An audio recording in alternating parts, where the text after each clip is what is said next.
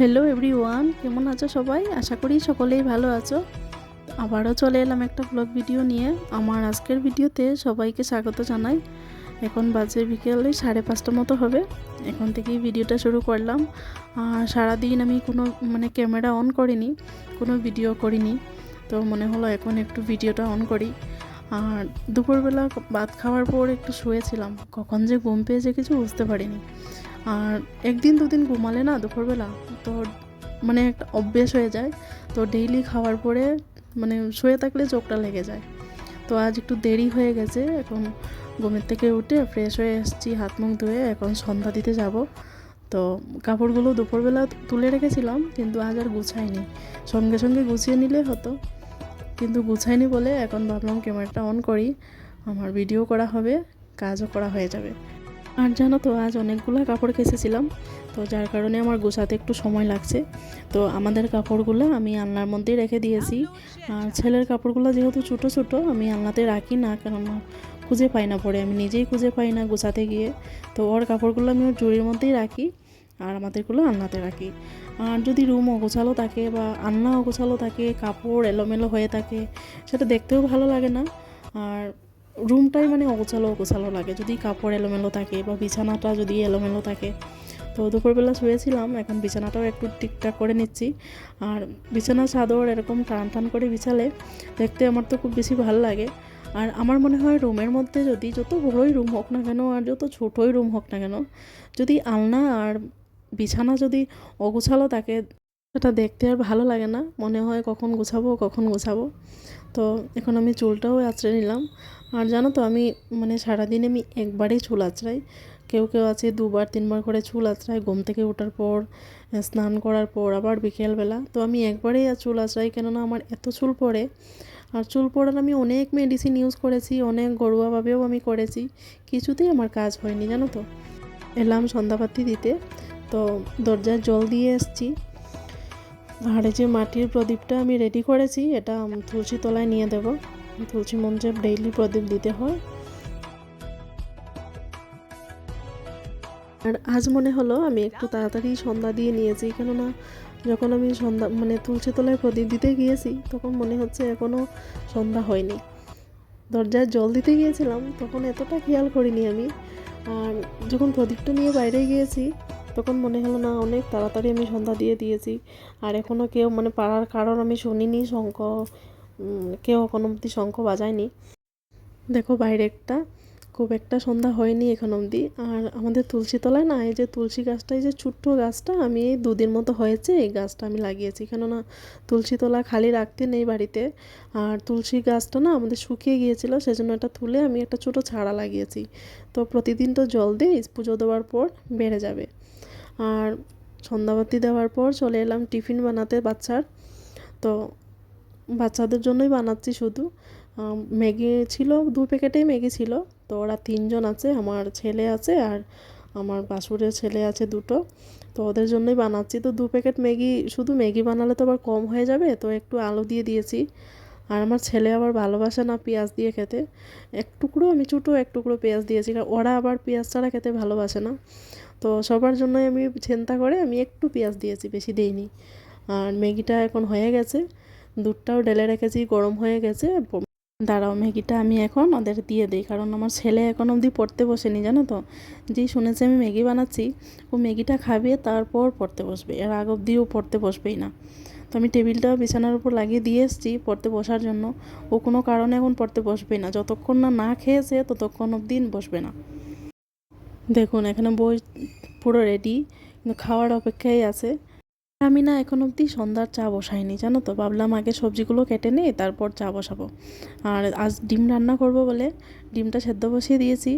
আর একটু আজ এই যে পটল কেটেছি, একটু মৌরি পটল করব, অনেক দিন হয়েছে মৌরি পটল বানানো হয় না। তো আজ ভাবলাম একটু মৌরি পটল করব, আর এদিকে ডিম আলু দিয়ে একটা তরকারি করব। তো মৌরি পটলটা আমি কীরকম বানাই দেখাবো। আজ আমি একটু আলু দেব, তাই আলুগুলোকে আমি একটু এই লম্বা লম্বা সরু সরু করে কেটে নিয়েছি। তো অন্যদিন বানালে আমি আলু দেই না, কিন্তু আজ একটু আলু দিয়ে বানাবো। আর পটলগুলো বেশ কচি কচি আছে। তো এরকম কচি পটল হলে খেতে ভালো লাগে, যেরকম বানালেই। একটু পেকে গেলে আর ভালো লাগে না। তো চাটা বানিয়ে নিয়েছি, আমি তো লাল চা খাই, তাই আদা দিয়ে আমার জন্য একটু লাল চা তুলে রেখে এখানে মা আর দিদিভাই ওরা দুজনকে চাটা দিয়ে দেবো। আর এখন অবধি কেউ ঘরে আসেনি। আর সন্ধ্যার সময় না প্রতিদিন মানে সবসময় আমার হাজব্যান্ডও ঘরে থাকে না একসাথে চা বানালে, কখনো কখনো আবার সবার জন্য একসাথেই বানিয়ে নেই অনেকগুলা, অনেকটা কাপ হয়। আবার কোনো কোনো দিন আবার এই আমরা তিনজনেই থাকি, মুন্নিও থাকে না ঘরে।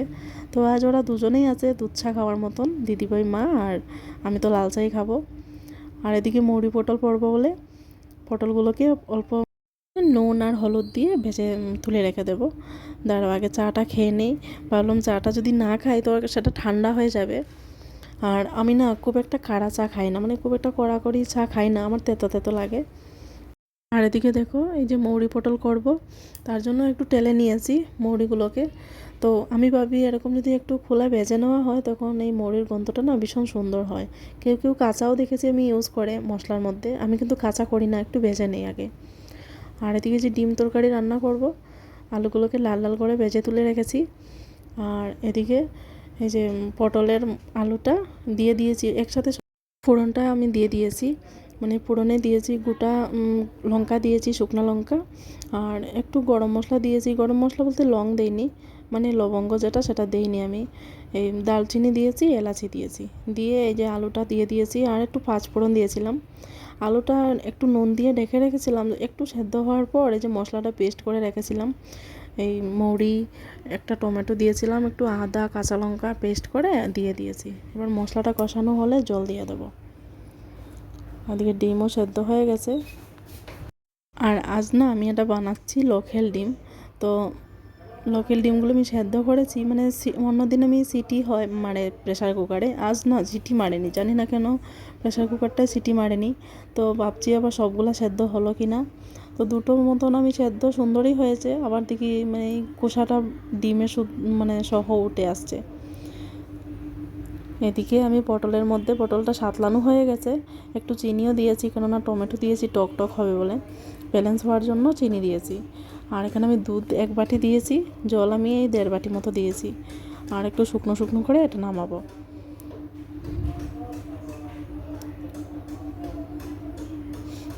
এদিকে ডিমগুলোও সেদ্ধ হয়ে মানে কুসা ছাড়িয়ে নিয়েছিলাম, এবার এগুলোকে লাল লাল করে ভেজে তুলবো। আর ডিমের মধ্যে ফোড়নে দিয়েছি আমি কালো জিরে, আমি কালো জিরে একটু ফোড়নে দিই, আমার ভালো লাগে। আর একটু গোটা গরম মশলা দিয়েছি, একটা শুকনো লঙ্কা দিয়েছি, তেজপাতা দিয়েছি। এবারে যে মশলা করে রেখেছিলাম ডিমের জন্য, পেঁয়াজ কাঁচা লঙ্কা আদা রসুন এসব, টমেটো দেইনি। সবসময় আমার ডিমের মধ্যে না টমেটোটা দিতে ভালো লাগে না, সেই জন্য দেইনি। মশলাগুলো একটু কষানো হয়ে গেলে বাকি মশলাগুলো অ্যাড করব, যেমন জিরে গুঁড়ো ধনে গুঁড়ো লঙ্কা গুঁড়ো নুন।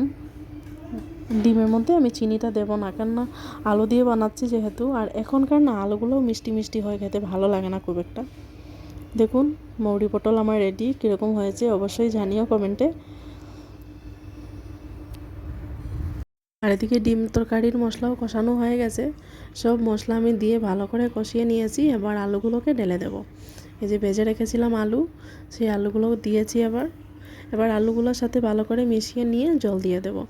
আর আজ জানো তো এই বয়েস দিতে একটু অসুবিধা হচ্ছে, কেননা আমার সর্দিও লেগেছে প্রচুর পরিমাণে, আওয়াজটা কীরকম হয়ে গেছে। আর অন্যদিকে আওয়াজও হচ্ছে, আমাদের ঘরে কিছু কাজ হচ্ছে, যার কারণে বয়েসটা এরকম হচ্ছে। তো তোমরা এটা স্কিপ করো। আর এদিকে তরকারিতে জল দিয়ে দিয়েছি ডিম তরকারিতে, সেটা হচ্ছে। আর এদিকে আমি বাসনগুলো ধুয়ে নেব, কেননা অনেক বাসন জমে গিয়েছে। আর আজ সন্ধ্যার সময় আমি চার বাসনগুলোও ধুইনি, ভেবেছি একসাথে দেবো। আর জমিয়ে ধুতে গেলে দেখো এতগুলা হয়ে যায় একসাথে, তো একটু একটু করে ধুয়ে নিলে এত বাসন জমে না।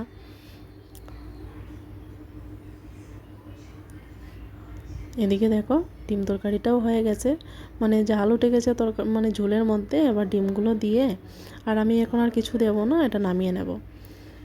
দেখো ডিমের তরকারিটা কীরকম হয়েছে দেখতে। আর প্রতিদিনের কাজ রান্না করার পর রান্নাঘর পরিষ্কার করা, এটা আমাকে সঙ্গে সঙ্গেই করতে হবে, না হলে তো আমার আর ভালো লাগে না। আর আজকের ভিডিওটা কেমন লেগেছে অবশ্যই জানিও কমেন্ট করে। ভালো লাগলে সাবস্ক্রাইব করো, শেয়ার করো, লাইক করো, কমেন্ট করো। আর আমিও সাপোর্ট করব তোমাদের, যদি আমাকে সাবস্ক্রাইব করে প্রথম শর্টসে কমেন্ট রেখে যেও, আমিও ব্যাক করে দেব। আর অন্য আরেকটা ভিডিওতে দেখা হবে, আজকের মতো এটুকুই, বাই বাই।